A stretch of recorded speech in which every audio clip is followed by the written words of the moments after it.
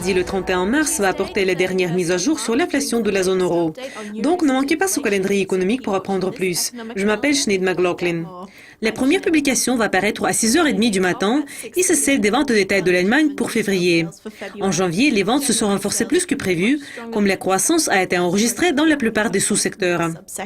Le rapport sur le travail de l'Allemagne pour mars, qui est bien surveillé, va paraître à 8h. En février, le rapport a surpris à la hausse, comme le chômage a chuté 2 fois plus que prévu. Une estimation finale du PIB du quatrième trimestre du Royaume-Uni va paraître à 8h30. Une estimation initiale met la croissance trimestrielle au niveau de 0,5%, ce qui est une baisse de 2 points de pourcentage par rapport au trimestre précédent. 2 publications sur l'économie de la zone euro sont prévues pour 9h, y compris le CPI préliminaire pour mars. Et c'est le plus important événement de la journée.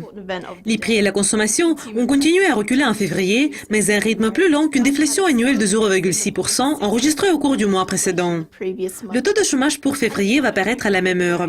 Le taux de chômage connaît une amélioration depuis 2 mois, après être resté inchangé pendant 6 mois. Les publications suivantes vont paraître à 12h30 et c'est celle du PIB du Canada pour janvier qui est bien surveillée.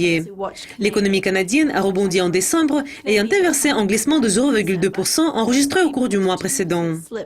Le PMI de Chicago pour mars va paraître à 14h moins le quart. Le rapport précédent a fortement surpris à la baisse, comme l'indice a atteint le plus bas sur 5 ans. Et c'est le mauvais temps qui a été une des principales raisons de la lamentable performance. La confiance des consommateurs des États-Unis pour mars, qui est d'une grande importance, va suivre à 14h. L'indice a légèrement reculé en février par rapport au plus haut sur 7 ans qu'il a atteint en janvier.